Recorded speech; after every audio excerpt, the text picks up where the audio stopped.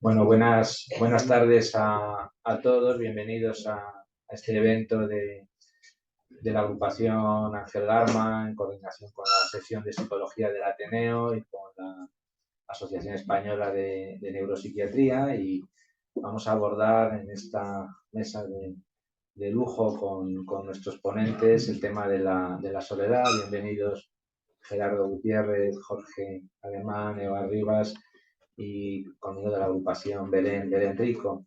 Una breve introducción al acto para enseguida daros la bienvenida y dejar paso a los conferenciantes, un poco cómo surgió la temática.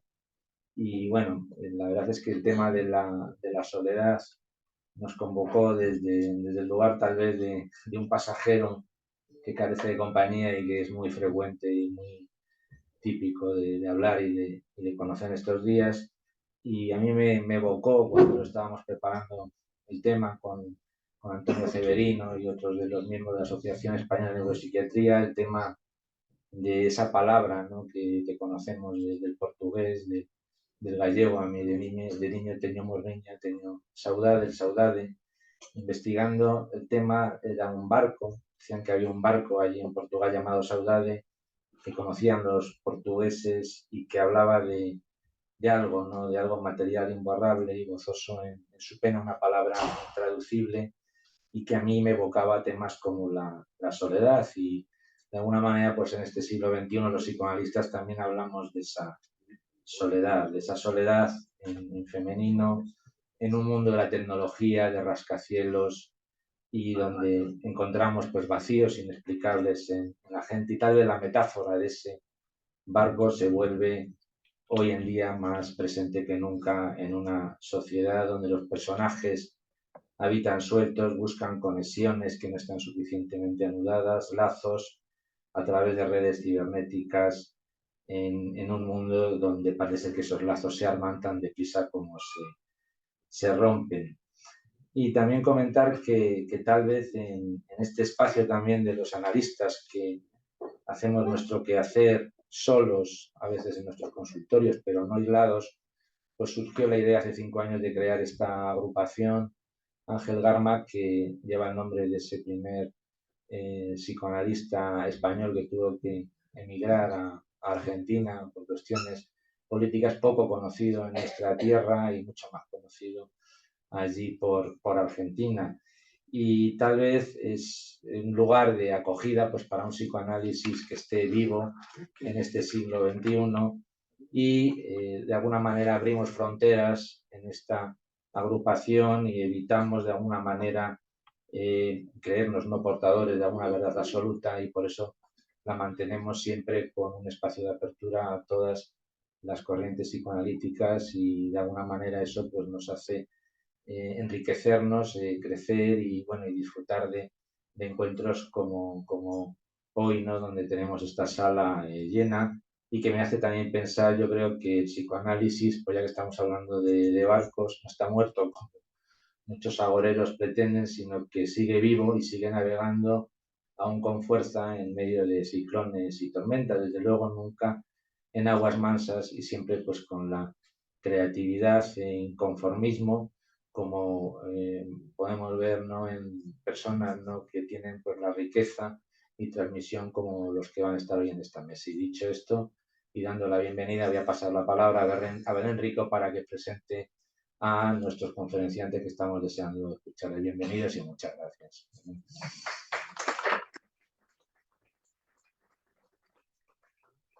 La primera ponencia va a estar a cargo de Eva Rivas Cambronero. Ella es psiquiatra de infancia y adolescencia, vinculada desde 1996 al Hospital General Universitario Gregorio Marañón, donde realizó su formación como especialista. Actualmente trabaja en el Servicio de Psiquiatría del Niño y el Adolescente de este hospital, desarrollando desde el año 2002 el programa de salud mental infanto-juvenil del Centro de Salud Mental de Moratalaz. Ha publicado especialmente sobre psicosis, trastorno del espectro autista, trastorno mental grave de la infancia y anorexia infantil. Es miembro activo de la sección de psicoanálisis de la EN y de la otra psiquiatría.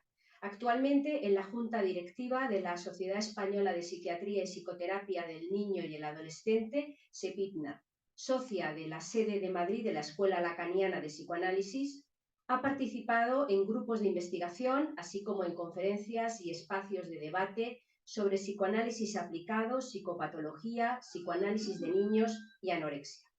Es y ha sido docente de cursos en distintas instituciones: Hospital Gregorio Marañón, Universidad de Alcalá, Agencia Lain Entralgo, Ayuntamiento de Madrid, SEPITNA y sociedad en la que actualmente es responsable de docencia.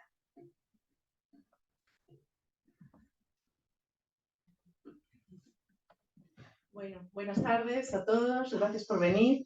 Gracias a los ateneístas que nos acogen, Alfonso y Belén, en este lugar tan emblemático. A Antonio Ceverino, que me complicó para estar con dos maestros en una mesa en la que estoy profundamente abrumada de estar. Porque es un honor acompañar a Jorge Almar y a Gerardo Gutiérrez. Y bueno, estuve pensando cómo orientar la charla. Se me había pedido un tema en concreto, porque como ha comentado Belén, yo trabajo con niños y adolescentes. De todas formas, pensé en el imaginario, ¿no?, que tenemos en la literatura, en quiénes podrían representar la soledad, ¿no? Y me vino a la cabeza Robinson Crusoe y el Conde de Montecristo, que representan en realidad la superación de la soledad del hombre moderno.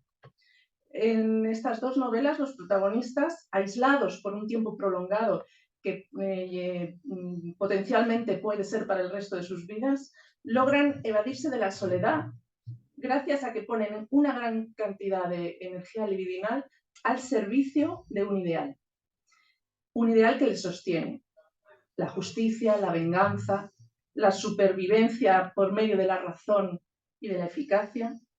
Perseguir esas metas despliega en ambos un proceso de intenso trabajo que les permite diluir la desesperanza y la soledad a pesar de que el aislamiento se prolongue. El hombre contemporáneo, sin embargo, se siente solo, incluso sin aislamiento. También pensé en un personaje de una película que quizás hayáis visto de 2014, en el que el protagonista que encarna a Joaquín Phoenix, es una película que se titula Her. Él se hace acompañar por un holograma femenino creado por inteligencia artificial para gestionar su sentimiento de soledad.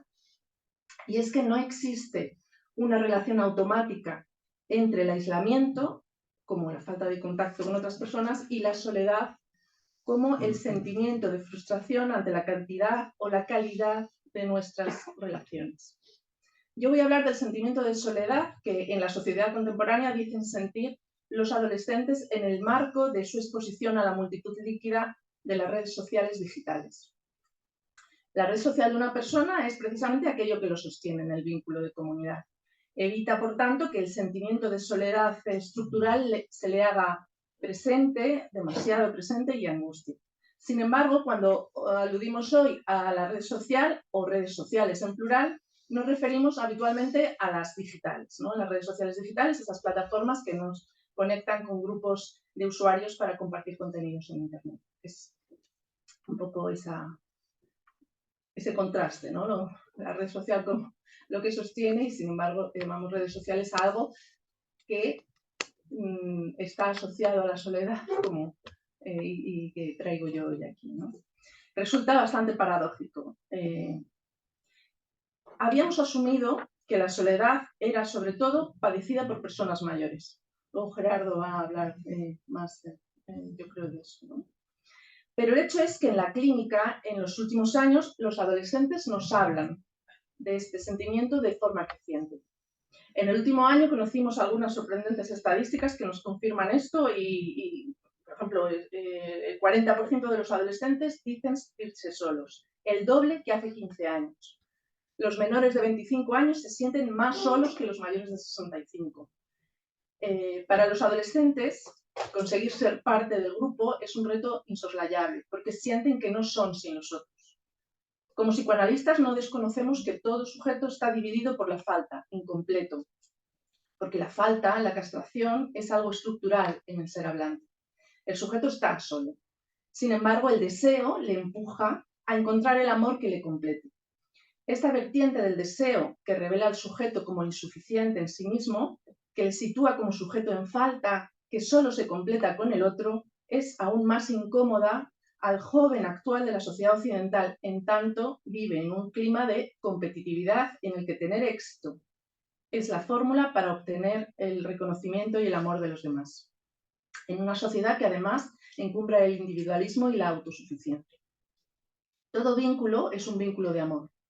Llámese amistad, enamoramiento, reconocimiento escolar, deportivo, profesional. Para establecer un vínculo, un lazo de amor, se requiere mostrarse en falta. El amante señala al amado, tú eres lo que me falta. Y esto es algo que tolera muy mal el pudoroso adolescente contemporáneo, que es por un lado capaz de exhibir imágenes hasta de sus modos de gozar más transgresores, pero es incapaz de mostrar que es un sujeto dividido, en falta, necesitado de los demás. Así pues, establecer relaciones, solicitar al otro que le acompañe, al grupo que le haga partícipe, no es fácil. Hacer lazo con otros, con iguales, socializar, en definitiva, es una cuestión de primera prioridad para el sujeto en etapa adolescente, pero en esta sociedad de la autosuficiencia se complica la búsqueda de ser incluido porque está mal visto pedirlo. ¿Cómo pertenecer entonces al grupo sin haber mostrado que se le necesita, sin pedírselo? Y la cosa además se complejiza más por cómo han cambiado los modos de socialización. El mayor cambio social al que hemos asistido en los últimos 40 años y que afecta directamente a la forma de socializar es la digitalización. Es un cambio tan importante y con implicaciones tan profundas en tantos aspectos de nuestra sociedad que la digitalización ha puesto nombre a la época que nos ha tocado vivir, la era digital. Muchos adolescentes deciden, de hecho, conectarse vía Internet en vez de salir a encontrarse. Porque ha habido otros cambios. La infancia se ha privatizado. Actualmente en las sociedades occidentales el hijo pertenece al espacio privado de los progenitores, que responden por él, pero a costa de hacerlo dependiente e irresponsable. Niñas y niños perdieron el espacio común de la calle para pasar a ser vigilados y supervisados constantemente por los adultos que dirigen sus actividades, sus juegos y conversaciones. Al llegar a la adolescencia, buscan escapar de esa mirada y de esa tutela. E Internet lo permite mucho antes de que a uno le dejen salir solo a la calle. Los adolescentes buscan lugares de encuentro exclusivos de su edad e Internet se ha convertido en uno de los pocos lugares que quedan fuera de la mirada de los adultos. Son los jóvenes los que más tiempo pasan conectados a Internet. La mitad de las horas, hay distintas estadísticas, yo tengo una que a lo mejor se ha quedado ya pasada, 6 horas por término medio al día en jóvenes de 16 años, la mitad en redes sociales. Por eso es paradójico que en tiempos de hiperconexión, 2 de cada 3 jóvenes tengan percepción de soledad. Parece entonces que la conexión no siempre ayuda a evitar la soledad. Por eso es importante entender las formas de soledad de los jóvenes que tienen este altísimo grado de comunicación.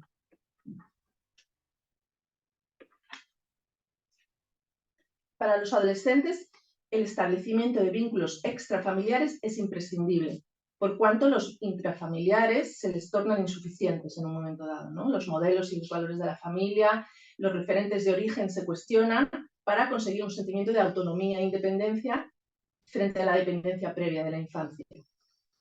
Si han de desprenderse de la identidad infantil de hijo necesitado de cuidados y de guía y de ayuda, de hijo dependiente y que no toma decisiones sobre su vida, deben buscar nuevas identificaciones y para ello miran al grupo de iguales. Los modelos, los referentes, las guías de conducta se toman en gran medida de ahí.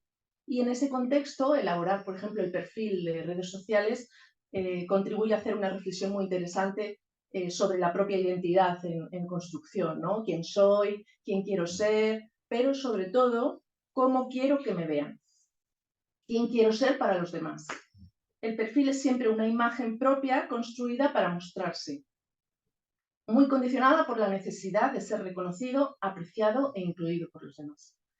El problema es que en la cultura del éxito en la que vivimos, ese perfil, muy centrado en la imagen además, entra en competición con las imágenes del perfil de los demás, que están sometidas a una selección y manipulación para atenerse a los dictados de belleza, perfección, delgadez, con los que los y sobre todo las adolescentes se comparan, dejándolos en una vivencia de soledad al sentir que el cuerpo y la vida real que cada uno tiene no alcanza los cánones impuestos para alcanzar el éxito, condición para pertenecer al grupo. Además, se promueve esta competitividad porque se puede constatar con una medida cuantitativa el éxito en forma de likes, de número de seguidores, de número de amigos, entre comillas.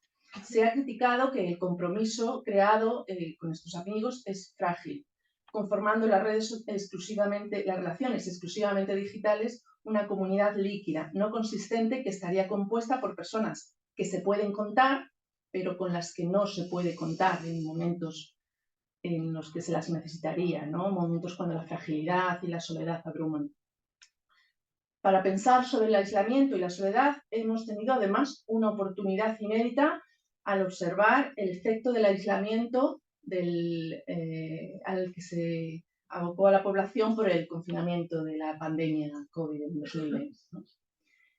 Tras ese periodo de confinamiento, en los servicios de salud mental comprobamos que la infancia había pasado el periodo en general disfrutando del refugio en el domicilio familiar, por supuesto, cuando las condiciones de habitabilidad eran buenas y la familia no estaba dañada. Sin embargo, en la adolescencia, el efecto de la pérdida de las relaciones presenciales tuvo consecuencias nefastas en muchos casos. En esa población asistimos a un desbordante aumento de síntomas de anorexia, de depresión, de autolesiones, incluso de intentos de suicidio. ¿Qué condicionó tal aumento?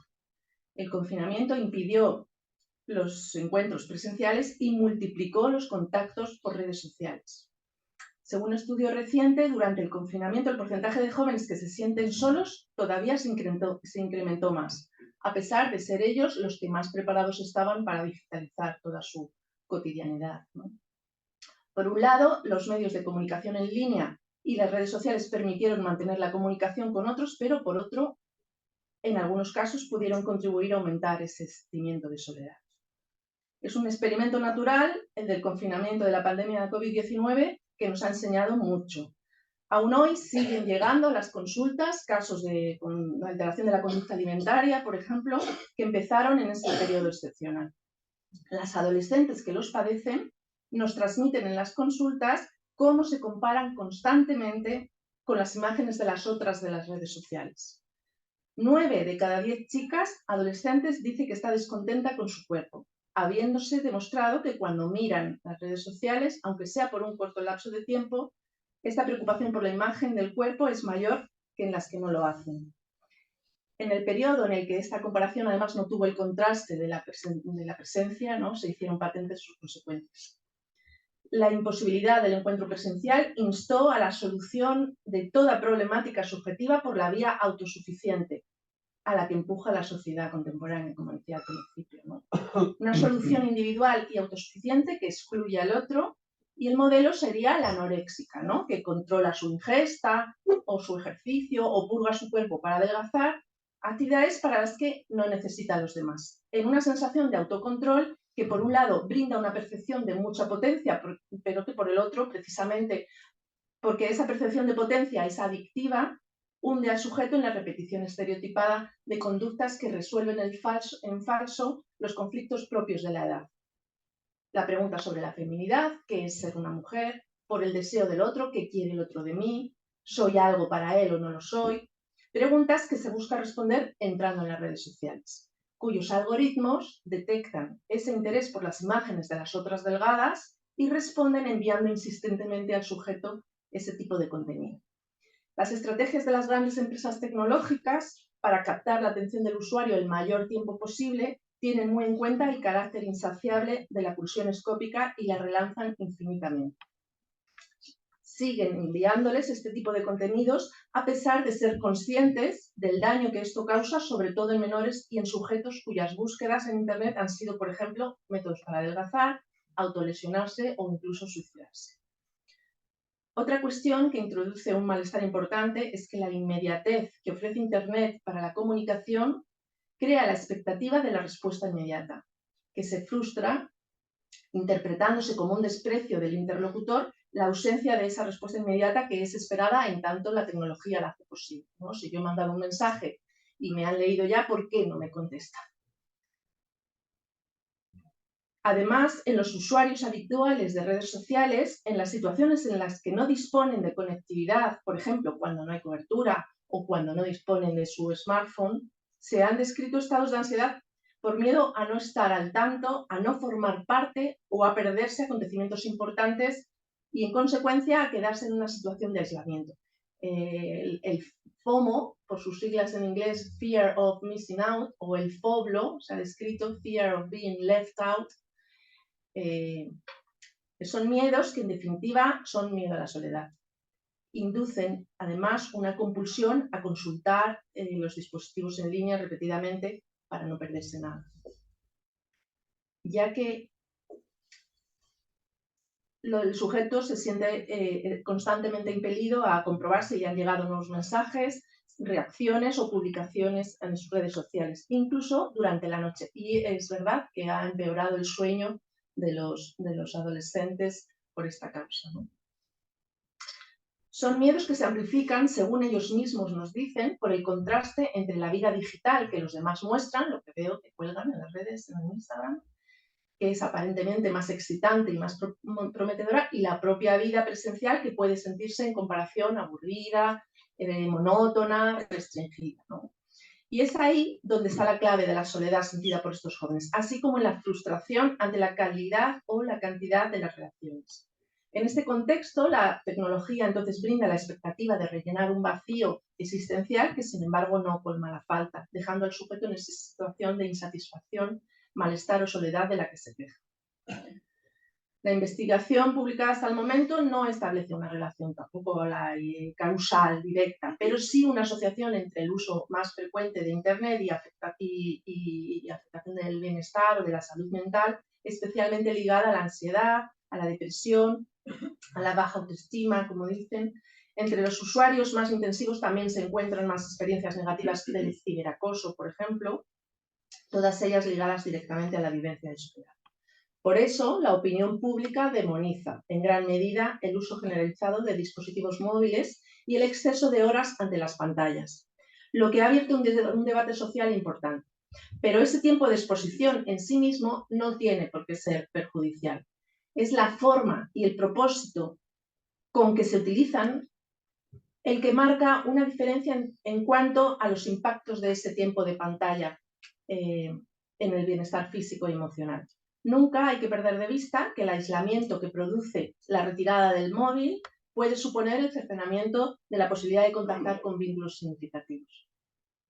Desde la mística de la presencia, aquella sensibilidad por la que el vínculo presencial es de mayor calidad que cualquier otro, se señala que, aunque el cuerpo de las personas con las que nos encontramos en el espacio está ahí ante nosotros, muchas veces su mente está en otro lugar, en tanto en cuanto el mundo virtual nos llama y lo atendemos, ¿no? Muchas veces más que al mundo real que nos rodea, de hecho.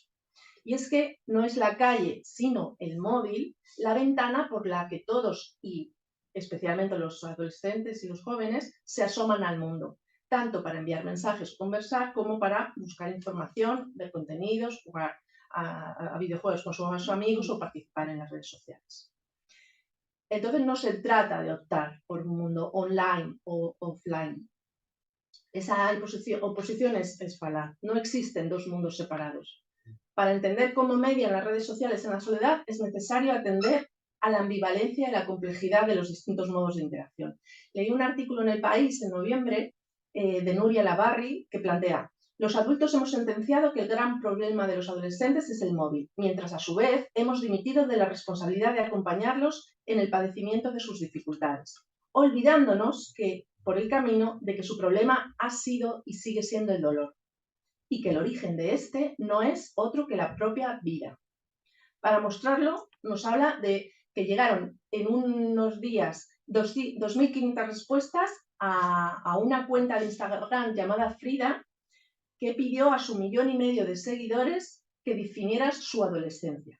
La mayoría de las respuestas se repetían: depresión, infierno, ansiedad, inseguridad, trastorno de conducta alimentaria, incomprensión, autodestrucción, desorientación, complejos, frustración, llanto, soledad, bullying, caos, abandono, trauma, vacío. De cada 20 palabras de estas tremendas, una era calimocho, fiesta, pero de cada 20. Igualmente, una encuesta que se hizo en un instituto público de Getafe, tras formar a los alumnos durante varios días sobre los riesgos de la tecnología, se les preguntó por sus miedos y ninguno tenía miedo a su móvil, a su teléfono inteligente. De nuevo, las respuestas se repetían: miedo a hacer daño, a que me hagan daño, a no sentirme suficiente, a no ser feliz, a no gustar, a que me ignoren, a no conseguirlo, a perder la ilusión, a que me dejen, a que me engañen, miedo a la universidad, a sentirme sola. Navarri plantea que los adultos sobreprotectores estamos tan agobiados por el cambio tecnológico que nos hemos olvidado del dolor de la adolescencia. Y nunca hay que perder de vista que el sufrimiento de la etapa es aún mayor por cuestiones de género. Las chicas tienen más ingresos, en esta etapa lo hemos visto, siempre ha habido 6 o 7 de cada 10 ingresos en las unidades psiquiátricas de adolescentes son chicas, son mujeres, y en la época post-pandemia fueron 8 de cada 10. Por cuestiones de género, de racialización o de orientación sexual. Que ese sufrimiento se agrava también, hay que tener en cuenta, en función de dónde uno viva. No es lo mismo un barrio que otro, de si es uno inmigrante o no lo es, y por supuesto depende también de si está construyendo su identidad y su amor propio en el seno de una familia en la que hay violencia o negligencia. El resultado de estos factores es una vivencia de vulnerabilidad que con frecuencia hace sentirse al yo como inferior e idealizando a los demás, a los otros. Y esa jerarquización social que las redes sociales pueden amplificar está, sin embargo, relacionada no con la digitalización, sino con la desigualdad en nuestras sociedades. Son factores de desigualdad que pueden en sí mismos producir un uso compulsivo de las redes sociales y son los que condicionan más que ningún otro las tensiones y la soledad que las personas experimentan en las redes sociales. A través de estas se puede ejercer el sexismo o el racismo. Estar expuesta a esta violencia estructural deteriora la imagen propia y promueve que uno se relacione con los demás con miedo y con inseguridad, lo que deriva en aislamiento y desvinculación. Entonces el adolescente se repliega de la vida social y se limita a contactos mediados digitalmente porque en ellos tiene la sensación de mayor control. Me conecto con quien decido, cómo hablo lo decido yo, no, la presencialidad es más de riesgo, ¿no? Así que no debemos dejar que el miedo a una nueva herramienta nos haga olvidar otros peligros que pueden lastrar la salida airosa de un periodo difícil como es la adolescencia. A la hora de valorar el beneficio o perjuicio de las redes sociales, lo importante no es cuántas horas, sino quién y qué uso hace de ellas. Cuando se valora el posible impacto de las tecnologías, hay que mirar a los factores socioemocionales del sujeto y el propósito que tiene al usarlas. Además, los efectos negativos están asociados con un consumo pasivo de contenidos, ¿no? El infinito scroll down, es de ir pasando imágenes una hora tras otra de imágenes, de fotos de chicas, por ejemplo, delgadas, ¿no? Que promueven esa comparación y esa soledad. Sin embargo, cuando se usa proactivamente, cuando los adolescentes participan de manera activa en la red, de manera implicada, aportando comentarios, mensajes, contenidos, entonces no tienen por qué ser perjudiciales. Las redes pueden ser un espacio de búsqueda de ayuda, de apoyo mutuo, y los adolescentes las usan en este sentido. Pero las personas que solicitan ayuda se sienten más acogidas con los comentarios que con los likes, con el número de likes. Esta cuestión numérica, de cantidad, situar el valor propio en la cantidad de amigos o de likes que uno obtiene en sus publicaciones, está en la base de los sentimientos de minusvaloración y de soledad. En la compulsión a su uso pasivo se expone el usuario a un imaginario, ya os decía, que ejerce mucha presión sobre los cánones estéticos y los estilos de vida que se supone que tiene que mostrar uno en su perfil. Los propios adolescentes, cuando se les pregunta qué hacer, qué medidas proponen, ellos dicen que proponen para que las redes sociales no sean perjudiciales. Ellos dicen hacer un control sobre los comentarios ofensivos, cosa que se conseguiría usando la identidad real. Y proponen también que se limiten los mecanismos de medición y exhibición de popularidad, como los likes o los retweets. Se trataría de limitar la compulsión a lograr la aprobación de los demás, que puede generar esa frustración cuando no se logra el impacto deseado. El testimonio de muchos jóvenes indica que las redes sociales son herramientas útiles para interactuar en la distancia, construir relaciones de intimidad y afrontar momentos difíciles. Pero para ello es importante que se promueva la enunciación, ¿no? Como decía, la implicación activa, el escribir mensajes, el no solo estar pasando y pasando imágenes delante de la vista. Que se promueva la enunciación, la elaboración de contenido, de mensajes, moldeando la imagen personal, modulando la disponibilidad. Ahora estoy, pero ahora tengo que hacer otra cosa y no estoy. La cuestión es cuáles son las condiciones para que sea el propio adolescente quien dirija su experiencia en redes sociales, para que éstas sean una herramienta útil a sus objetivos y que el usuario no se convierta en el objeto pasivo dejándose dirigir por la propuesta anónima que arrastra al sujeto al vacío.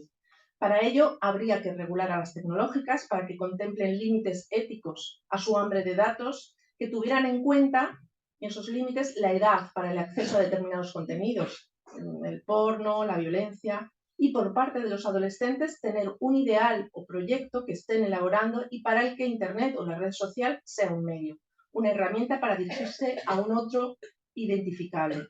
Al final, el lazo y el ideal son imprescindibles para no ahogarse en ese amorfo magma de las imágenes homogeneizantes y la desinformación adictiva. Es imprescindible acompañarlos para que conozcan la herramienta y consideren sus propias metas e interlocutores. Porque tener una meta y pensar un plan para alcanzarla salvaron tanto al conde de Montecristo como a Robinson Crusoe y salvarán a los jóvenes navegantes por Internet.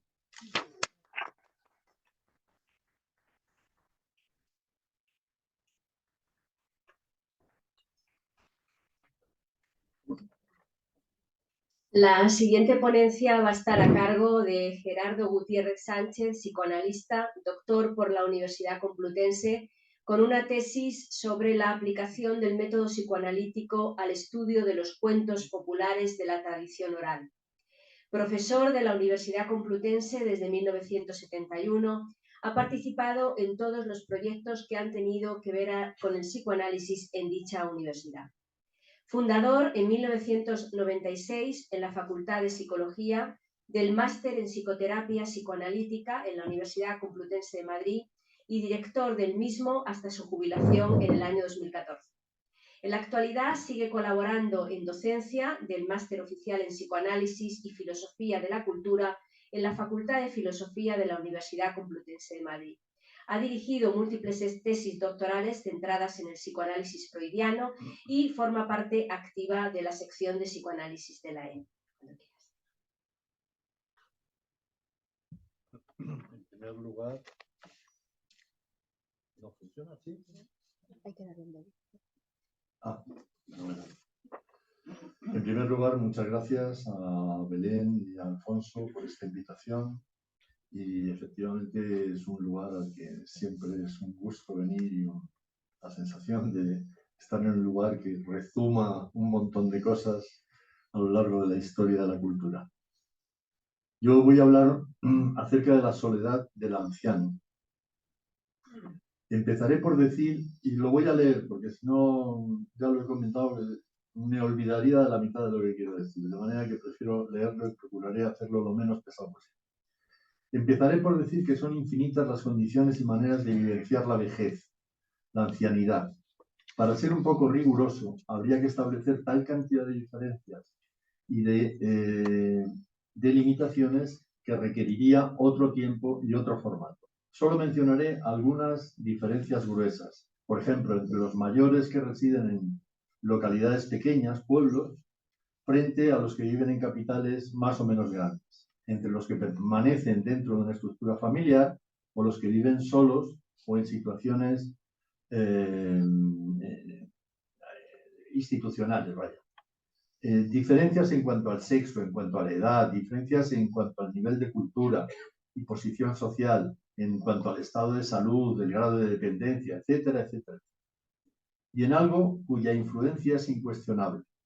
Cómo se ha desarrollado la vida del sujeto hasta ese momento de su vejez. Eso es fundamental, lo previo. Me limitaré a hablar de lo que más o menos conozco y lo haré en la medida en que pueda desde dentro, desde mi propia experiencia, a sabiendas de que a cualquier cosa que afirme, ustedes podrían oponer un montón de excepciones, todas ellas justificadas. Habrá también que hacer constar de entrada que hay una soledad estructural, que es estructural del ser humano, en la que estamos todos en cada momento de nuestra vida, tengamos más o menos conciencia de ella, desde el nacimiento y hasta la muerte. Se nace solo y se muere solo. De esa soledad estructural no voy a hablar, pero mantengámosla siempre como telón de fondo. Una soledad deseada sería aquella del que acepta de buen grado la soledad inevitable. Recuerden los versos de Machado. Converso con el hombre que siempre va conmigo. Quien habla solo, espera hablar a Dios un día. O aquellos otros de Lope de Vega. A mis soledades voy, de mis soledades vengo, que para andar conmigo me bastan mis pensamientos. El capítulo 38 de los ensayos de Michel de Montaigne está dedicado a la soledad. Allí se extiende en sus consejos acerca de que el bienestar y el placer deben ser buscados en uno mismo, no en los demás. Se puede hacer junto al otro, pero sin que mi felicidad dependa exclusivamente del otro. Y de la misma forma previene, no te hagas cargo de la infelicidad del otro. Él tiene que procurarse su bienestar como tú también habrás de hacerlo, aunque podáis hacerlo uno al lado del otro. Me parece un consejo enormemente terapéutico, no sencillo de llevar a la práctica, desde luego. Va a depender en gran medida del grado de neurosis de cada uno. También sugiere Montaigne que conforme pasa el tiempo y se avanza en la ancianidad, hay que reducir el equipaje, como dijo después Machado. Cuando llegue el día de mi último viaje y esté al partir la nave que nunca ha de tornar, me encontraréis a bordo, ligero de equipaje, casi desnudo, como los hijos de la mar.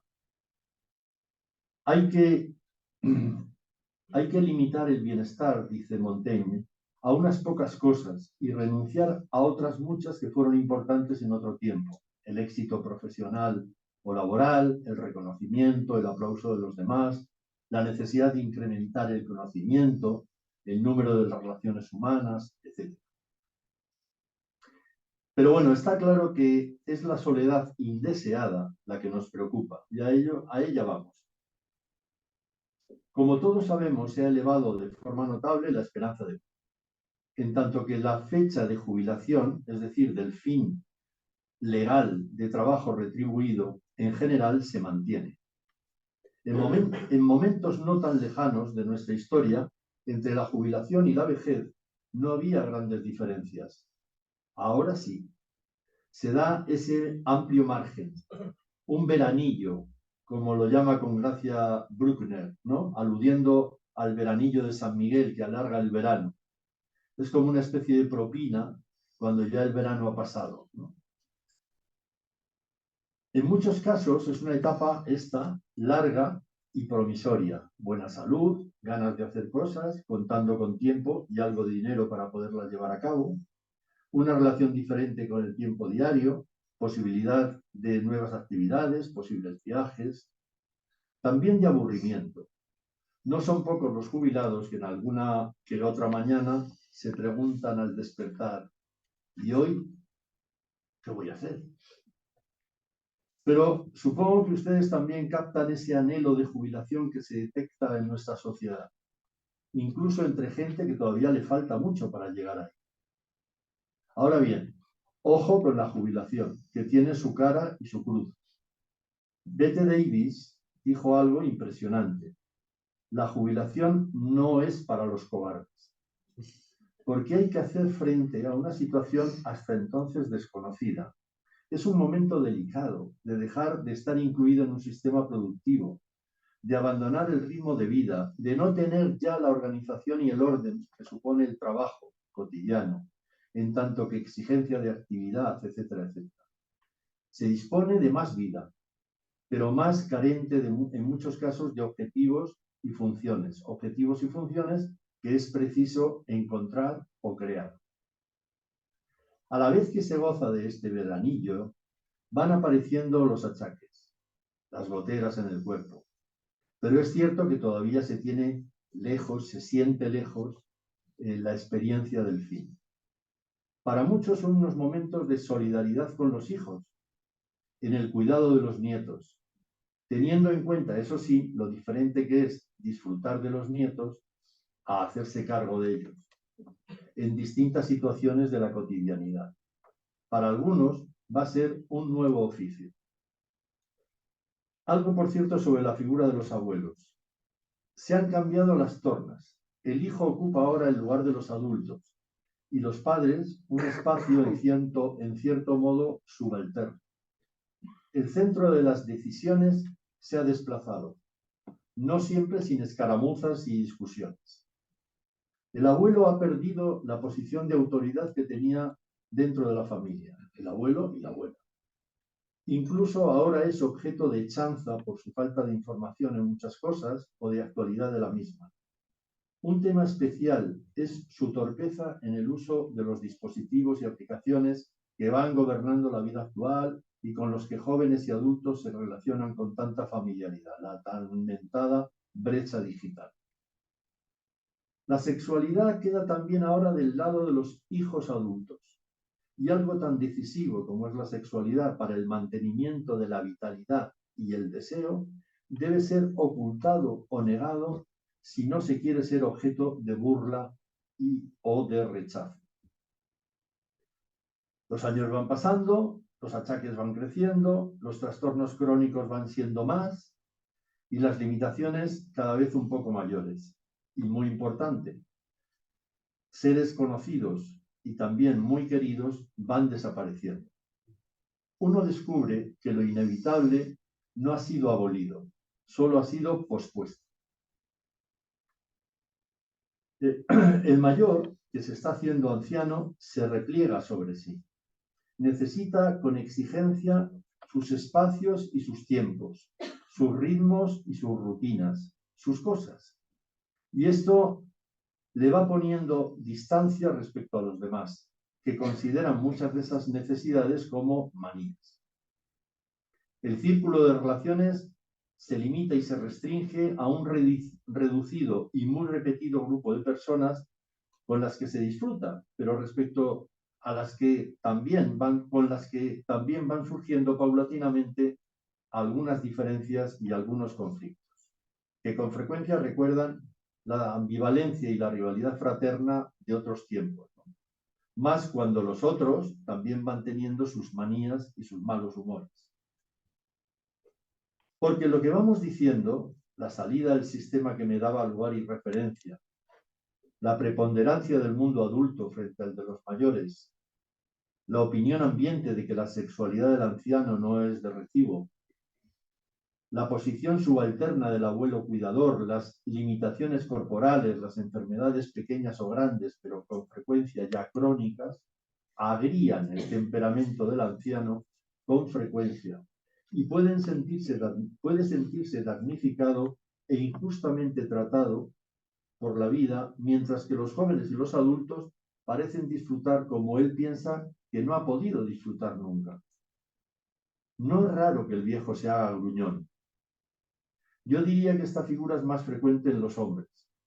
Las mujeres han sido, y a pesar de que su tiempo pasa de la misma forma, siguen siendo cuidadoras, siguen aceptando esa función que les da sentido y objetivos.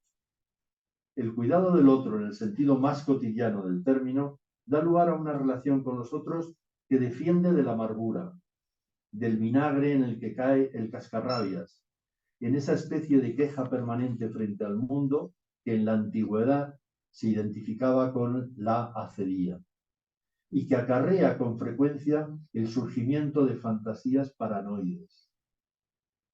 Yo reconocería algo ahí como la soledad del egoísta.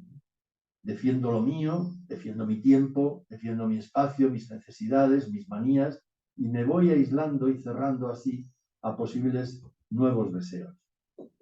Hay, por otra parte, una insistencia en lo identitario, en atrincherarse en las tradiciones, en lo que se ha hecho siempre, en una identidad ligada a lo imaginario o a unos significantes congelados que no tienen ya capacidad de asociación ni de representación. Representación que siempre es producto de un juego significante. Escasean los significantes, escasean las palabras, si quieren, que puedan decir del sujeto. Así ocurre que a veces el anciano se va congelando en una identidad. Las cosas de fulano, las cosas del abuelo, ¿no? El cuerpo del anciano se hace más y más presente, se le siente momento a momento. Gana un inmenso protagonismo, pero no ya como semblante en su mostración imaginaria, sino en tanto que real, en tanto músculos, órganos y huesos. Si el humano es un ser parlante, sexuado y mortal, la vejez ha menoscabado claramente su carácter hablante.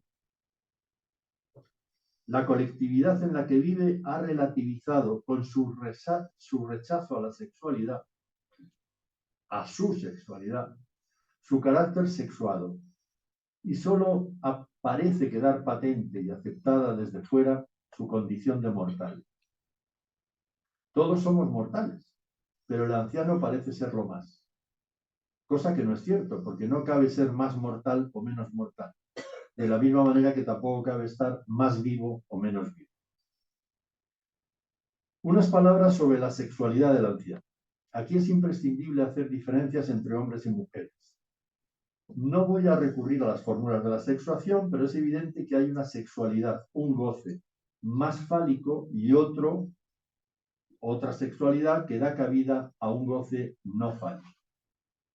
En dichas fórmulas no se habla de los ancianos, pero es obvio que ocupan determinadas posiciones en relación al goce.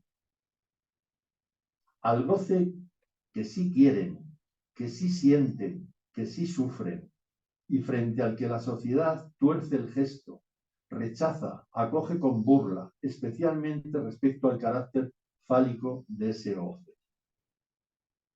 Soy perfectamente consciente que estoy banalizando la idea del goce fálico, pero no es el momento para extenderme. Me refiero en algo que creo que todos pueden entender. Sin embargo, curiosamente, respecto al goce del cuerpo sufriente, se lo escucha con suma condescendencia. ¿Qué quiere usted? A la edad que tiene, ¿qué otra cosa se puede pedir? ¿Qué otra cosa se puede esperar? De manera que se comprende el goce sufriente, se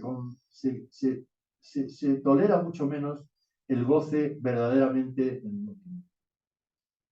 sexual, por ejemplo, ¿no?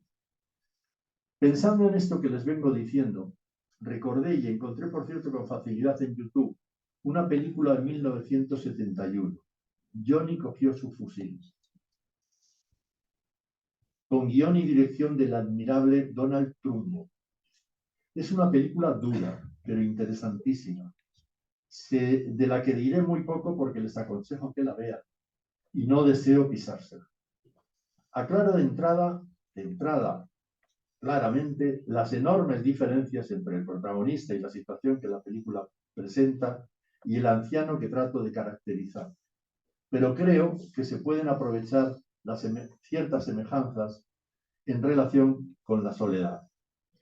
Se trata de un joven, casi adolescente, que en la euforia belicista estadounidense de la Segunda Guerra Mundial, el eslogan era Johnny, coge tu fusil y vete al frente, ¿no?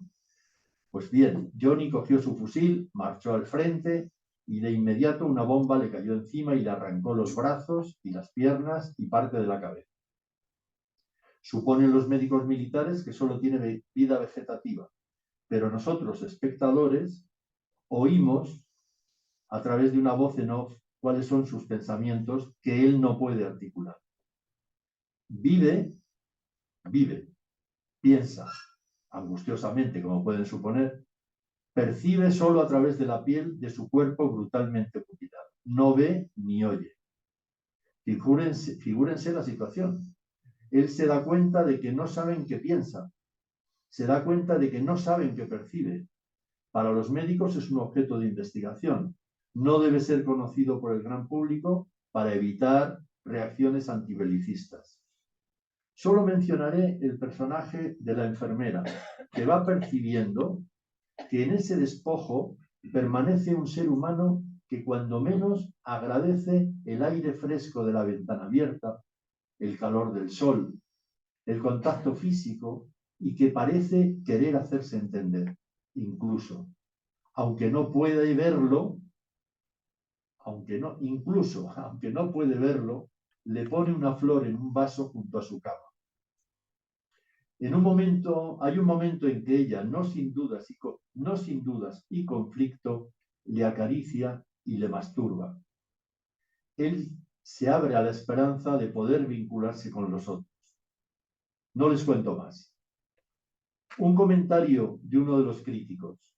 La película pretendió ser antibelicista, pero sobre todo es un canto a la vida. Me ha impactado fuertemente una frase de Philip Roth en un libro extraño que también habla de la vejez, El animal moribundo, y que yo me permito ampliar un poco.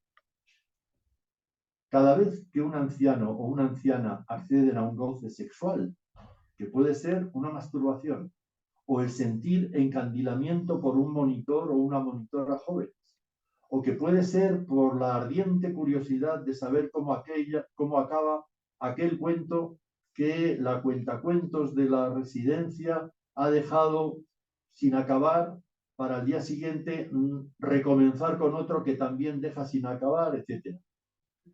Pues cada vez que experimenten algo así, eso es un acto de rebelión frente a la muerte. Suena fuerte. Un acto de rebelión frente a la muerte. Y una rebelión frente a la compulsión a la repetición tan presente en la ancianidad y que impera lamentablemente en estos lugares a los que el anciano se dirige, las residencias. Compulsión a la repetición que es la expresión silenciosa de la pulsión de muerte, de la cual dice Freud que la manera de ponerle freno es abrazándola con el erotismo, es decir, conteniendo a Thanatos con Eros. Y esto me da pie para entrar en lo último de lo que quiero hablar, de una soledad particular, la del anciano en las residencias para mayores. El tema es demasiado amplio. Lo mismo que les decía, tipo de residencia, o sea, hay muchísimas diferencias. Tipo de residencia, estado del residente, tiempo de estancia en el mismo, edad y carácter del residente, existencia o no de redes de apoyo de familiares y amigos. Como no hay tiempo para ello, he preferido presentar unas observaciones, llamémoslas clínicas. No es alguien de quien yo me haga cargo profesionalmente, es un amigo muy querido. Actualmente tiene 82 años. Hace 3 años sufrió, cuando tenía una vida normal, un derrame cerebral grave. Y tiempo después, hace 1 año, en una aparatosa caída que incrementó los efectos del derrame.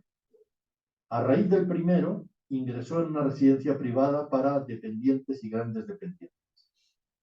En el periodo entre ambos episodios, mantenía bastante movilidad, buena expresión comunicativa, bastante relación con familiares, amigos, excompañeros, pero a raíz del segundo, de la caída, la movilidad quedó gravemente afectada.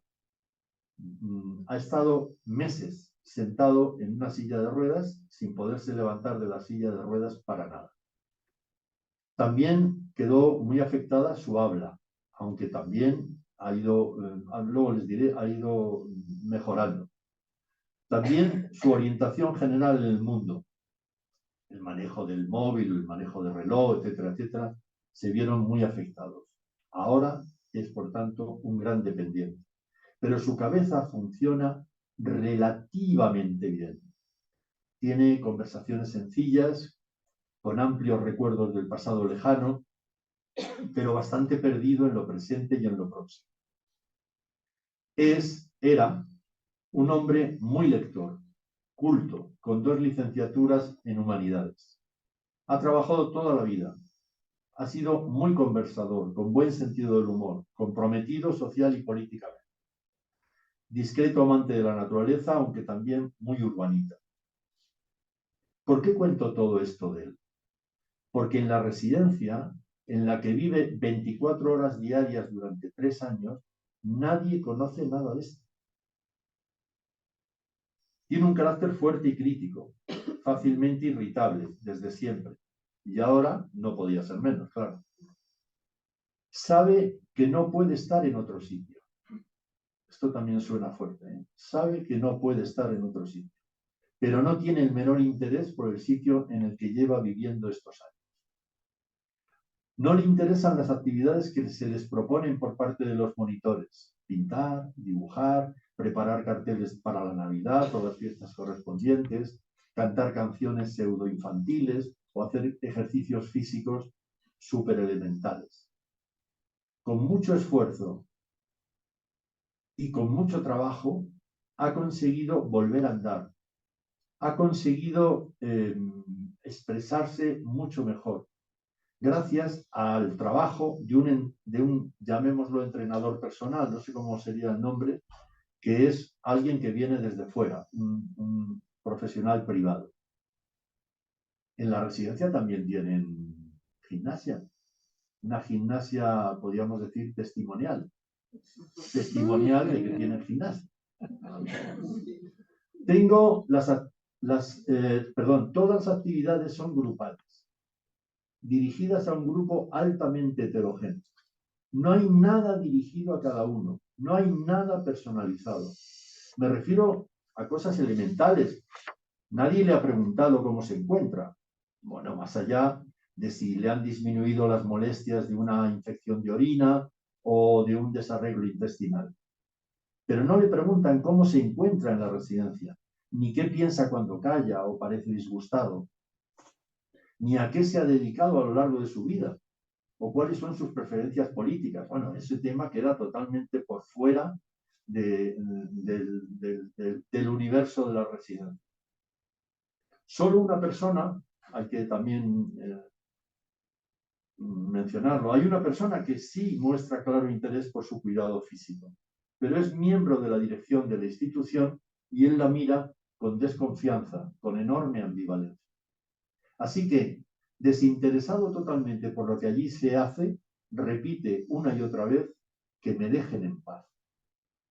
Se siente solo cuando está con otros y se siente solo cuando le dejan en paz. Una doble y tremenda soledad, tan indeseada la una como la otra.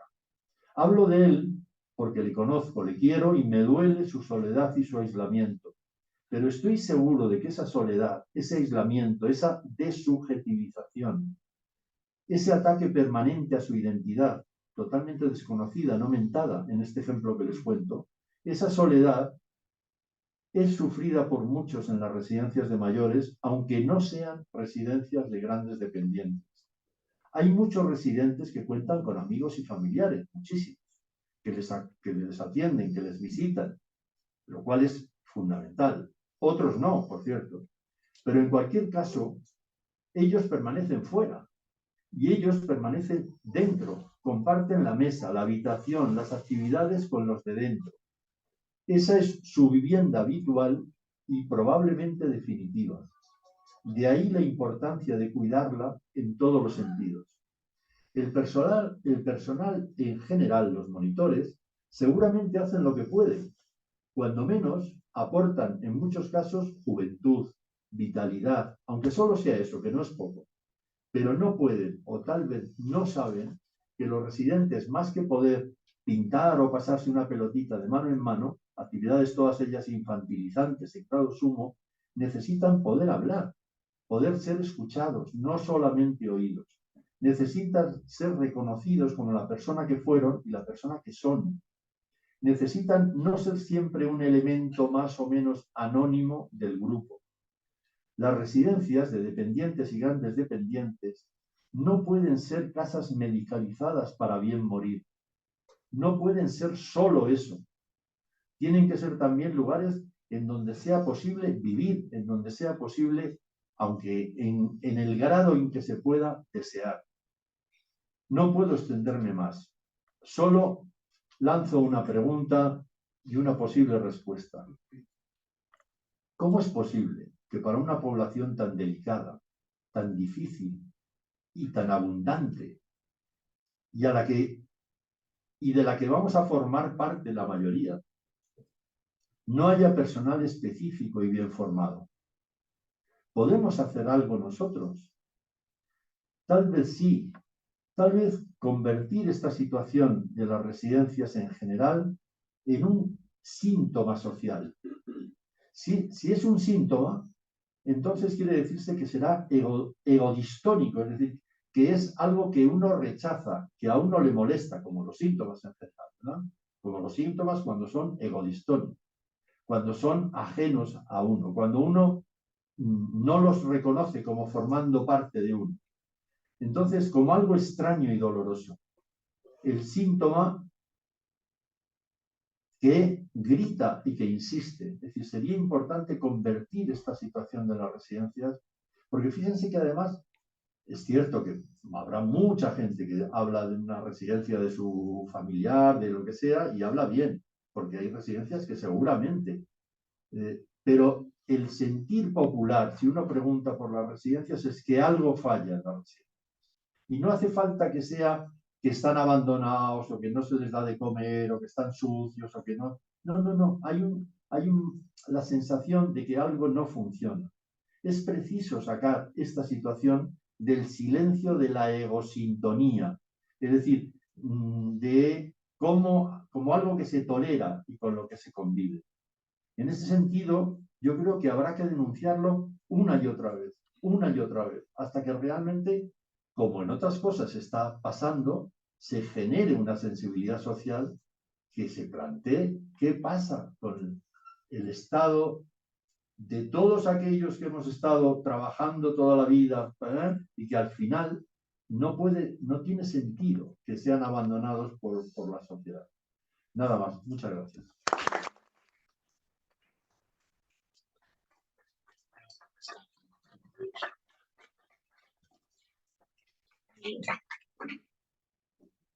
Pasamos la palabra al ponente Jorge Alemán.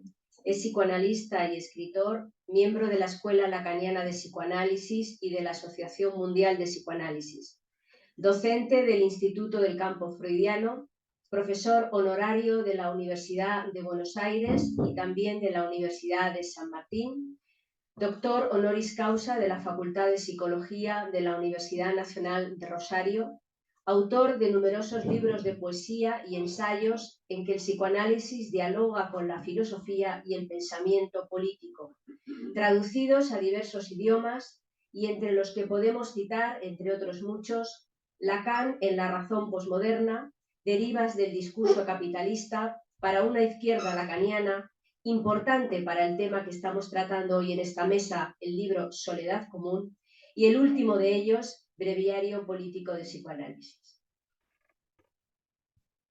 Bueno, muchísimas gracias. Es una alegría estar aquí en el Ateneo. Le agradezco a Belén y a Alfonso. Hace años que no venía, desde la época que vine a ver al gran maestro García Calvo, al que conocí en mi juventud, en el año 76, cuando llegué a Madrid. Y bueno, es un placer estar aquí acompañado también de Eva. Fui amigo y admirador de su padre, de Enrique, y con mi amigo de toda la vida, Gerardo. Bueno, justo se da la circunstancia de que se reedita este libro, Soledad común, prologado por el señor Recalcati, que es un psicoanalista italiano, y yo dije, bueno, qué mejor oportunidad de apoyarme en el libro. Ahora, el libro es bastante difícil, y entonces lo que en principio iba a ser un apoyo, en unos minutos antes de entrar aquí estuve observando el desarrollo. Es breve, pero difícil. Entonces, voy a hacer lo que puedo. Por suerte, mis colegas aquí en la mesa han presentado ponencias muy exhaustivas y con frondosos detalles. He estado pensando mucho en lo que he escuchado aquí. Bueno, en primer lugar, yo este libro lo escribí por una frase de Lacan que dice del siguiente modo: lo que habla tiene que ver con la soledad. Ese es el primer impacto, esa es la primera pregunta. ¿Por qué lo que habla tiene que ver con la soledad? Luego, a continuación, me interesaban dos preguntas. ¿Qué es lo que tenemos en común, los seres humanos?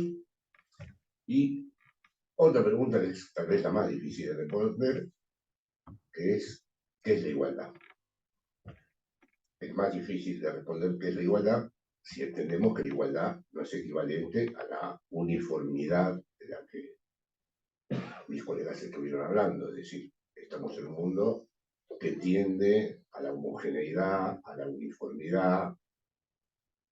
No tiene nada que ver la igualdad con la uniformidad, ni tampoco con la situación equivalencial que procede del mundo de las mercancías, donde las cosas son equivalentes e intercambiables. Luego, los proyectos políticos que buscaron la igualdad se encontraron con gravísimos problemas y con derroteros históricos trágicos. Así que es una pregunta difícil. Por eso, en cierta forma, mi libro, como otros libros que he escrito, mi librito, es una carta a la izquierda, que es por lo que me siento de algún modo concernido. Bueno, entonces, lo que habla tiene que ver con la soledad. Las experiencias constitutivas, mis dos colegas, tanto Eva como Gerardo, lo han evocado, cuando han hecho referencia a la soledad estructural. Las experiencias constitutivas, las experiencias primariamente constitutivas, no son conocidas por aquellos que las experimentamos. Precisamente porque nos han constituido, son las más desconocidas de todas. Y entre las experiencias constitutivas está el hecho de que somos, en tanto existencias, sexuadas, hablantes y mortales. Así, de distinta manera, lo han evocado. Bueno, Gerardo lo dijo directamente de ese modo. Resulta que son experiencias radicalmente singulares. Nadie puede morir en nuestro lugar. Alguien puede morir por nosotros, si se le ocurre esa pésima idea, pero en nuestro lugar nadie. Nadie puede tomar la palabra en lugar nuestro. Alguien durante un tiempo puede hablar por nosotros, pero al final, tarde o temprano, habrá que hablar o callar, que es lo mismo que hacer algo con la palabra. Y con respecto a la elección sexual, sea cualquiera, trans, travesti, todo el LGTBI más, nadie la puede hacer en el lugar de uno. Que nadie nos pueda reemplazar en eso no quiere decir que seamos conscientes de lo que elegimos y que sepamos exactamente qué es lo que estamos haciendo cuando elegimos algo. O sea que en esas experiencias constitutivas, morir, hablar o tener relación con el sexo, hay un no saber en juego.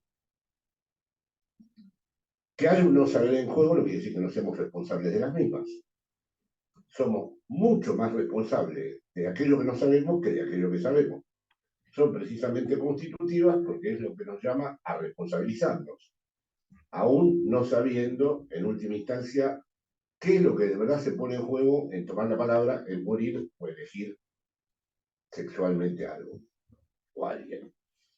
Bueno, esto es lo más singular y esta es, en mi hipótesis, en mi interpretación de Lacan, la verdadera matriz de la soledad.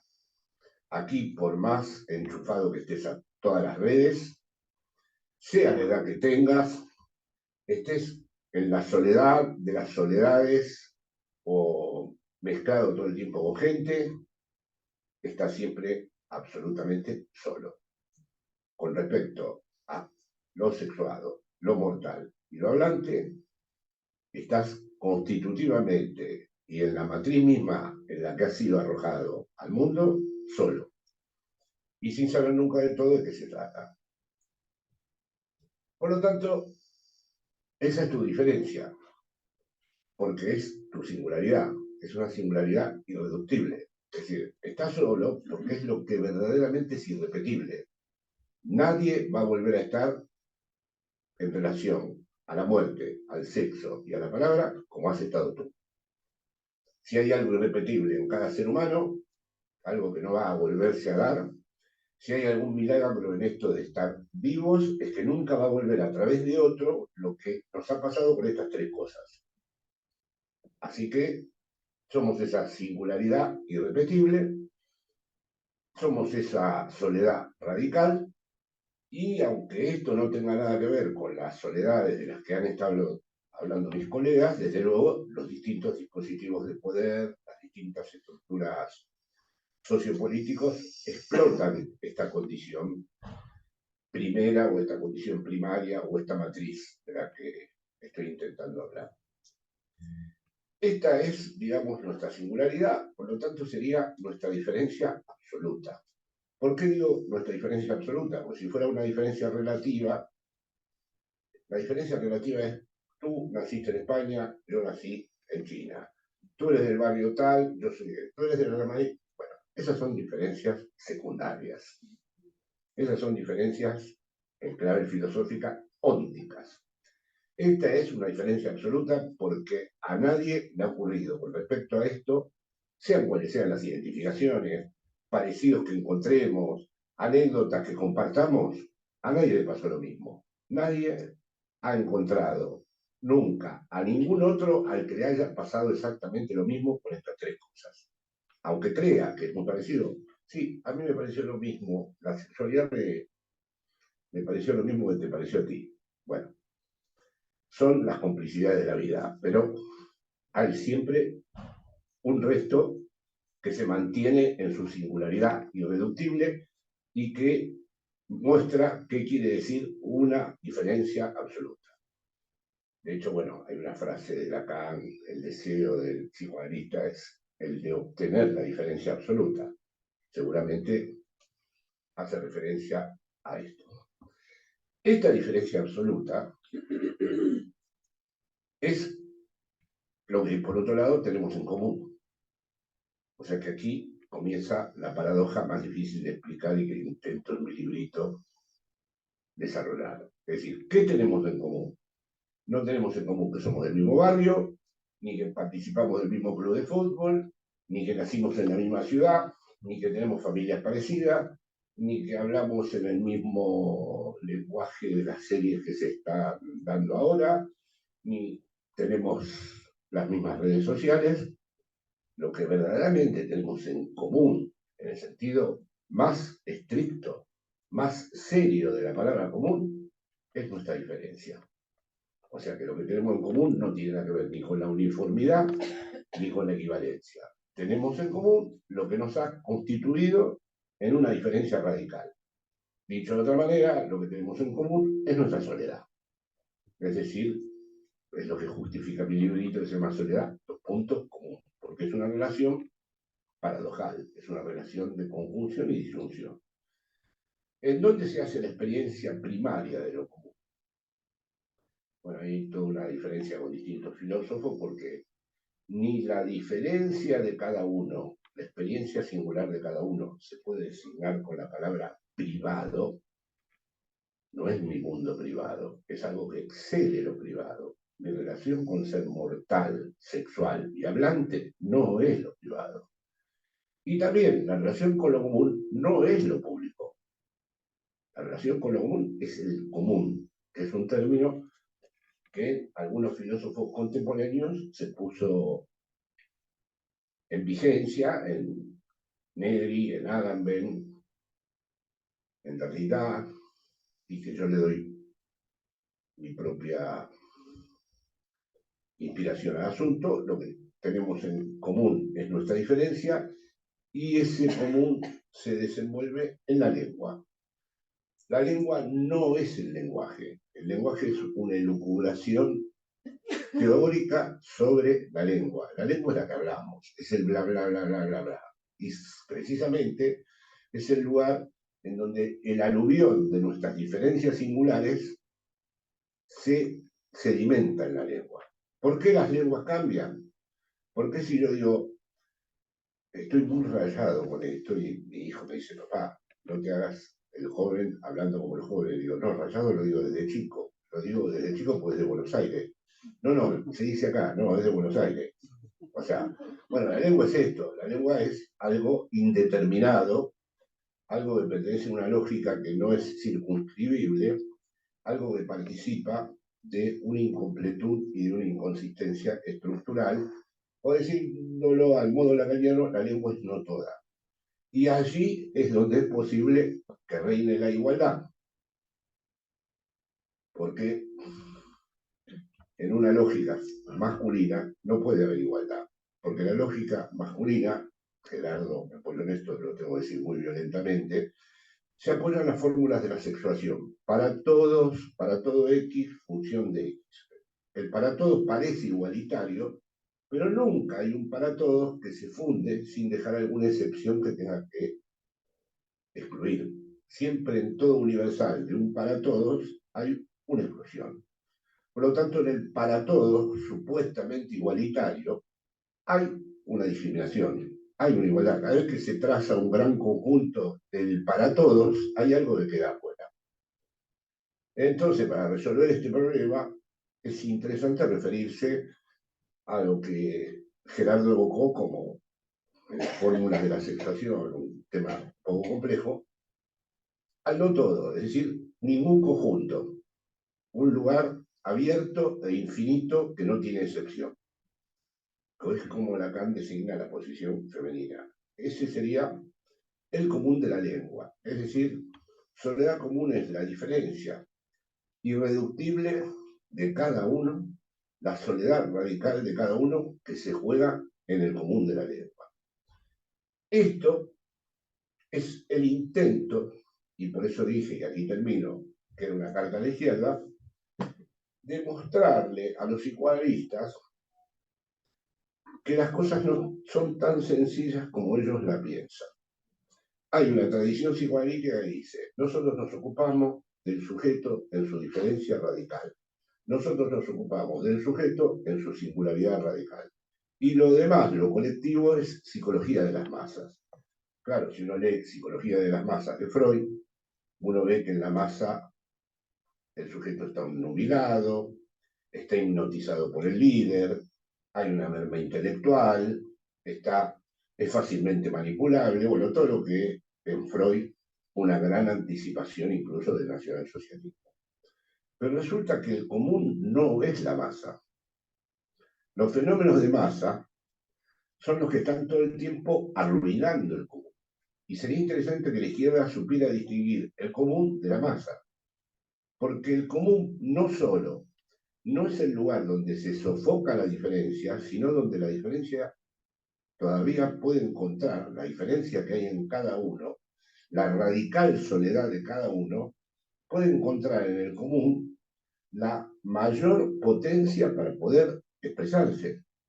Ahora, claro, si la masa es el común, no, porque uno está tarde o temprano formando parte de un partido político que te va a dejar afuera, de una escuela de psicoanálisis que te va a expulsar por no sé qué, o no te van a querer por no sé qué otra cosa, o de una corriente que se opone radicalmente, bueno, todo lo que Freud describió muy bien con el término narcisismo de las pequeñas diferencias, ¿no? Una vez conversando con un joven político en su época, un gran fundador de una experiencia política acá en España, él me dijo, Jorge, estas son relaciones de poder. Yo le dije, no, es el narcisismo de las pequeñas experiencias. No, las relaciones de poder son más serias, más heavy. No, en el narcisismo de las pequeñas diferencias uno es capaz de destruirse a sí mismo con tal de destruir al otro. Son más peligrosas que las luchas por el poder. Porque las luchas por el poder finalmente pueden ser conservadoras, que no se destruya todo. Ahora, en la confrontación narcisista puede ocurrir que yo mismo me quiera destruir con tal de destruirte. Así que en este sentido sería interesante, y por eso fue muchos de los libros estos que hice últimamente son como cartas destinadas sin saber si llegan a su destinatario, a la izquierda, que se distinguiera la singularidad del individuo. Porque dice, eso es individualista. No. Es muy importante, si la izquierda quiere tener proyectos transformadores, que de una buena vez se entere de cómo está hecho el ser humano. Y luego, es muy importante entender que la única forma de colectivizar al ser humano no sea bajo la forma de una masa uniforme, donde todo el mundo le diga que sí al líder.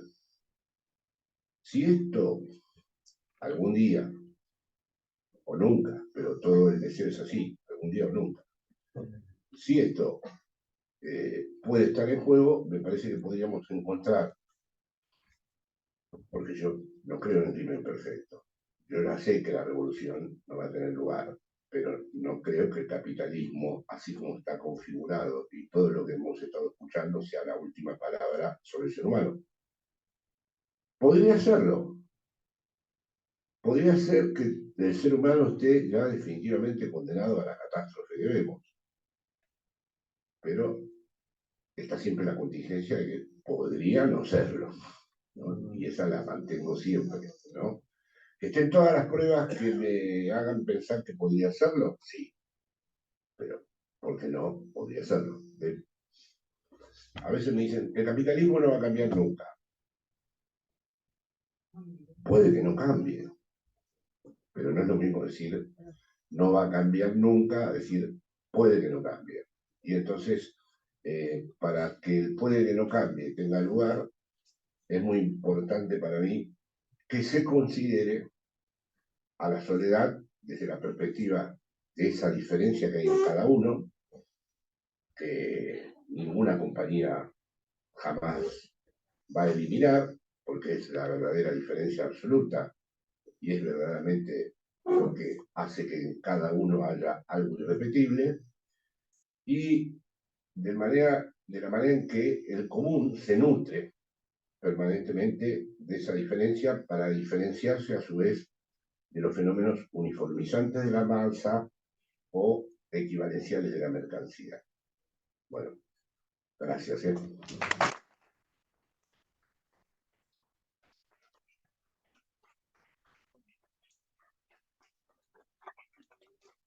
Bueno, como tenemos por costumbre siempre en el Ateneo, vamos a abrir el turno de preguntas.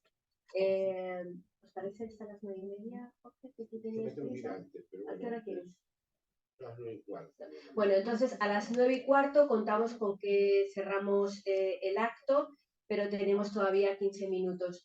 Yo les rogaría que por favor dejaran clara para qué persona de la mesa es la pregunta, y por un poco por respeto a que puede haber varias personas interesadas, que por favor la pregunta sea lo más directa y bien elaborada posible.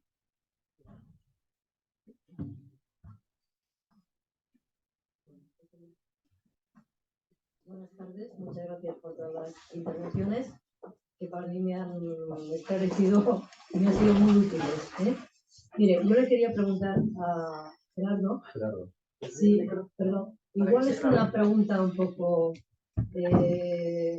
tonta, pero bueno, porque ya en cierto modo con lo que usted está expuesto ha quedado un tanto reflejado. ¿Sí? ¿Por qué el ser humano, la pregunta es esta, ¿por qué el ser humano tiene tanto miedo a la soledad? ¿Por qué tenemos todos tanto miedo a la soledad? No es mi caso, ¿eh? A mí no me encanta la soledad, pero no tengo mucho miedo. Pero ¿por qué en general se tiene tanto miedo a la soledad? Si como usted ha dicho una frase que para mí está siempre presente, nacemos solos, morimos solos, y a lo largo de nuestra vida tantas decisiones y tantos problemas tenemos que resolver solos. ¿Por qué ese miedo tan inmenso a la soledad? Que a mí me parece que reina muchísimo en todo ser humano. Nada más. Es una pregunta fuertecita, pero yo pienso que no es tanto el miedo a la soledad, sino el miedo a no poder llenar de sentido esa soledad. Y yo creo que si realmente pudiéramos hacer eso que decía, que plantea Montaigne, ¿no? Es decir, la capacidad como para poder buscar tu bienestar, que lo puedes hacer con otro, no tienes por qué hacerlo, pero a sabiendas, como decía Jorge, además, que es importante tener esa conciencia de que esto lo hago yo y solo yo, no hay manera de... Si pudiéramos hacer eso, yo por ejemplo creo efectivamente que es uno de los objetivos del psicoanálisis, de la terapia, etcétera, etcétera, la posibilidad de que el sujeto no viva en función de los otros, sino que realmente pueda construir su vida con todas las limitaciones que eso tenga, con todos los sufrimientos que eso pueda tener, pero también con todos los goces que eso puede tener. Yo creo que la soledad no sé. Lo que pasa es que habitualmente, y eso es cierto lo que usted plantea, que uno sale disparado a buscar cómo llenar la soledad, ¿no? Y ahí aparecen muchos problemas, ¿no?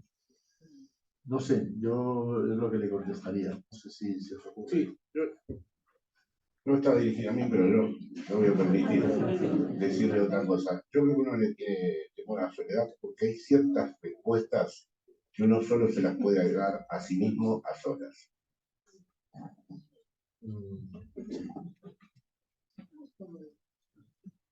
Respuestas muy... Respuestas, ¿no? Sí, por favor. Bueno, muchísimas gracias por las intervenciones que han sido muy interesantes y desde luego me han puesto a pensar bastante. Voy a ver si puedo ser sintética porque el tema es complejo. Para poder sintetizar, la pregunta es un poco en relación a mí, a lo que me siento conmovida por esa cuestión de la carta a la izquierda y también enlazo con una cuestión con Gerardo, que bueno, por ahí puede estar bastante sorda y la dificultad que hay para que eso de alguna manera sea recogido en estos planteamientos que trae Jorge, porque para mí siempre la pregunta es, ¿se podría plantear o cómo se llevaría ese proyecto emancipatorio de las diversas singularidades que en un momento determinado pueden hacer común en la lengua a un proyecto de políticas públicas que creo que en algún momento pueden estar en oposición? Y en ese sentido, cuando tú traías lo de las residencias, Gerardo, me venía a la cabeza una película, no sé si la habéis visto, que es una especie como de doblez de la balada de Narayama, excelente película japonesa, que se llama Plan 75, que es una distopia impresionante porque en Japón hay mucha población envejecida y llega a ser un gran problema de salud pública y en un momento dado el Estado decide que como están trabajando porque no tienen para mantenerse, que a aquellos mayores de 75 años le dan 100.000 yenes para que de alguna manera practiquen la eutanasia. Es decir, el Estado se hace cargo de, pues vamos a dar una felicidad, te lo puedes gastar en lo que quieras y finalmente accedes a morir de una manera digna con la eutanasia. Y lo que es muy interesante es que precisamente como empieza la lengua a hacer de las suyas, bla, bla, bla, es bastante inquietante la película.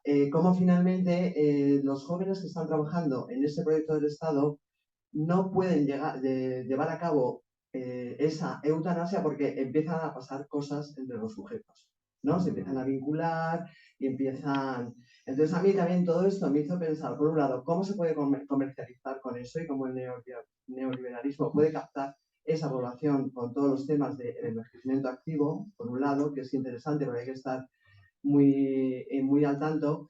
Y como en un momento dado, para mí, los lugares municipales y los lugares de barrio y los lugares comunitarios es en donde se pueden hacer pequeñas experiencias, estén avaladas o no por el Estado, casi mejor que no estén avaladas por el Estado, porque si no, siempre va a acabar en líos en donde a lo mejor también como psicoanalistas hay que atreverse a hacer esas experiencias. Muchas veces pueden ser grupales, los grupos comunitarios también se puede plantear que haya una voz, que las voces sean singulares y a partir de ahí ver que se puede ir creando. Entonces es como que, ¿no? Que traigo este pensamiento que comparto con vosotros.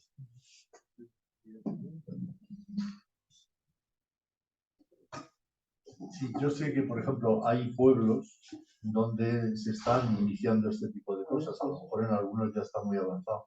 Efectivamente, es mucho más viable hacer una política de este sentido en un núcleo reducido, en donde hay en donde hay muchas cosas, pero también puede haber un apoyo social. En la ciudad las cosas son mucho más complicadas, pero ahora tú mencionas la posibilidad del barrio, la posibilidad de la comunidad, la posibilidad... Eso tal vez en algún momento hubo algo, ahora hay mucho menos, lamentablemente, y habría que intentarlo. Sí, sí, sin duda ninguna. Sí, sí. Y podemos pensar, por ejemplo, que en las mismas comunidades de vecinos, que podría haber algún tipo de... mira qué raro que algo así ocurra. No, son manicomios. Son nichos de gente que está muy mal de la cabeza. Otra cosa sería pensar comunidades de personas que se han elegido entre sí para envejecer y morir. Ese es un fracaso político que no se puede hacer. Es decir, se gasta una fortuna a una persona en un geriátrico de la sociedad y no puede encontrar por cómo es esta cultura. Eso no tiene otra explicación. Un lugar donde comparta el final de su vida con otros. No, por favor, la comunidad de vecinos, porque eso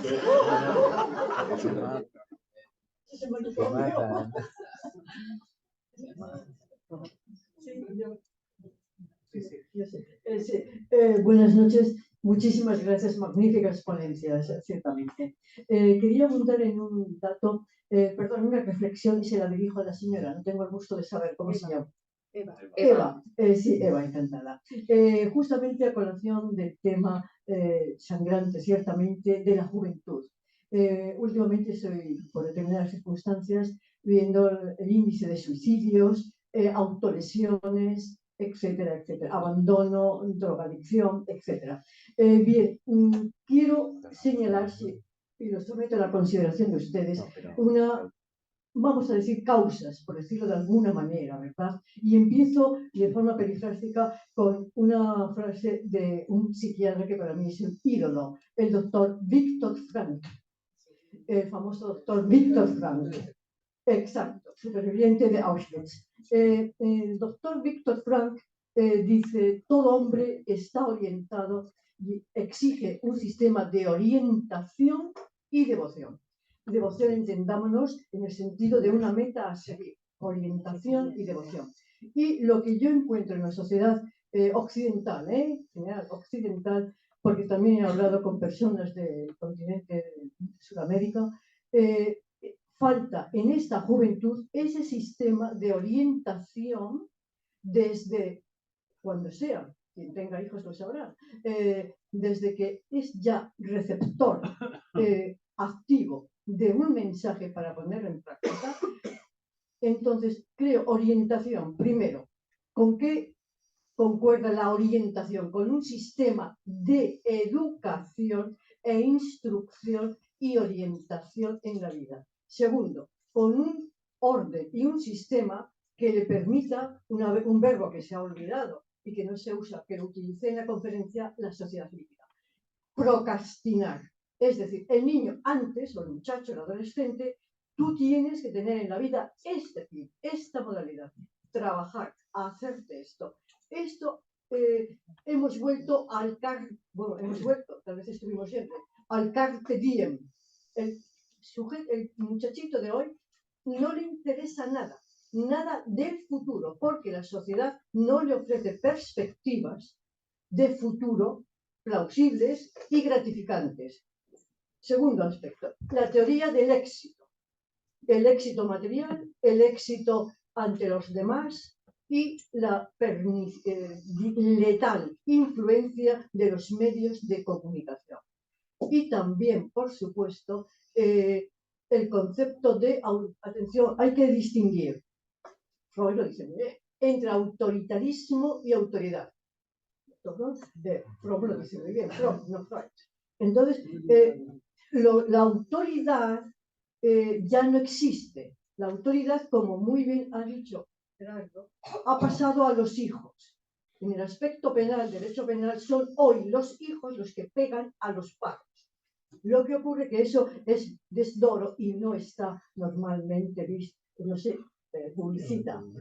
Entonces, hay muchos factores, aparte de las diabólicas redes sociales, para que el muchachito pues, se quiera suicidar, no encuentre sentido, se encuentre solo y, sobre todo, la civilización del Homo videns. Belén sabe que estoy haciendo un trabajo sobre Homo videns frente al Homo legens, al hombre que lee. Todo lo que no entra por los ojos, entonces el ser humano es un hombre simbólico, es un ser simbólico. El logos, la palabra, el significado. Como ya lo ve, pues no lo racionaliza. Esto es, perdóneme, unas pequeñas pinceladas sobre la juventud, que la someto a la consideración. Eva. Bueno, has tocado muchas cuestiones. Vamos a ver, yo parto de la base de que desde la perspectiva de los que somos ya mayores, yo ya me considero, no podemos juzgar a la juventud por una cuestión. Tú aludías a todos los intentos de suicidio, el que no miran el futuro. Hemos cercenado el futuro de la juventud. Claro. Quiero decir que las grandes tendencias de la contemporaneidad, ¿cuáles son?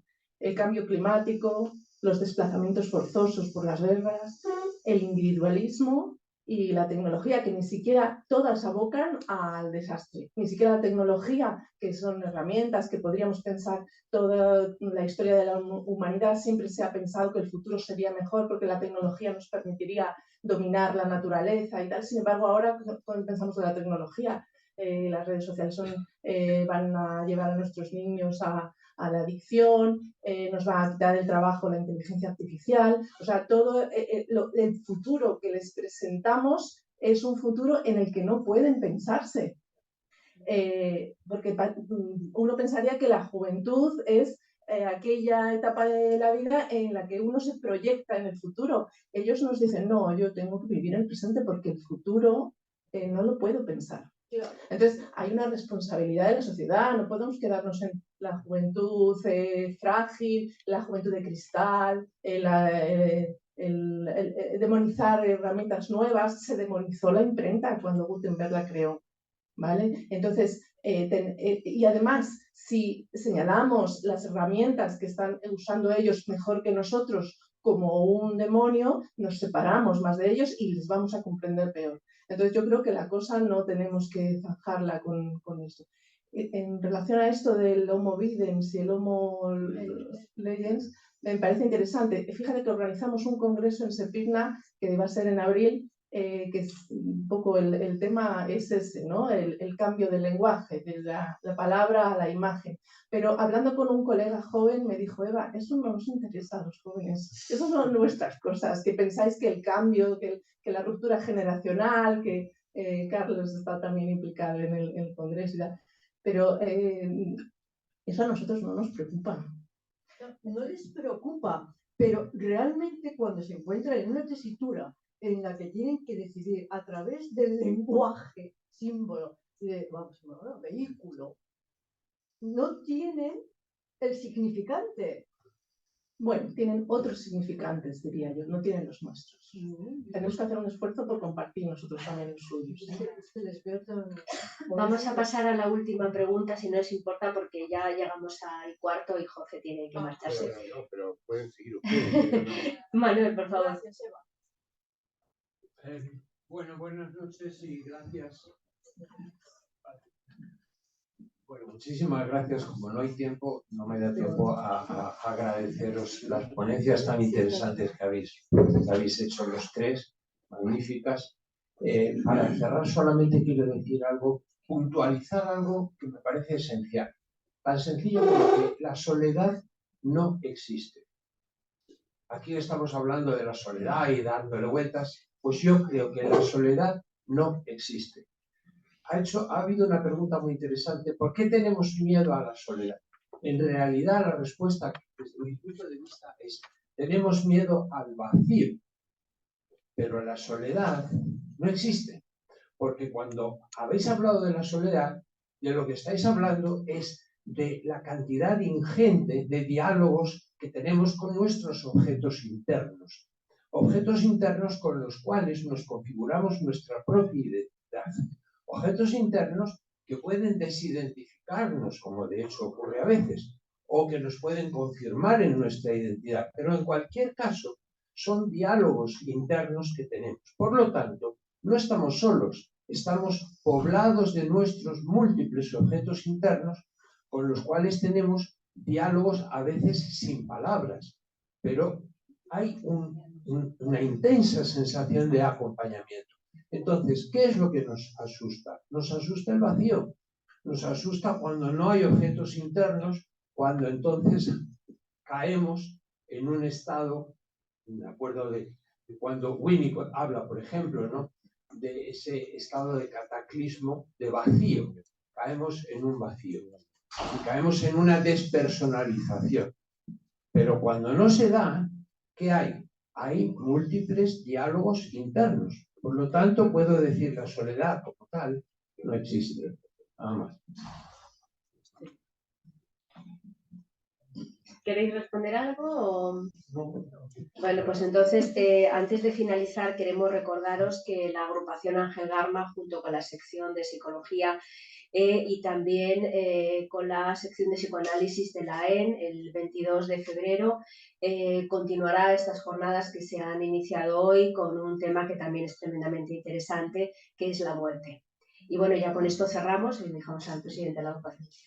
Bueno, muchas gracias a los ponentes, Gerardo, Jorge, Eva y a todos los asistentes. Y os esperamos en esta casa de Muchas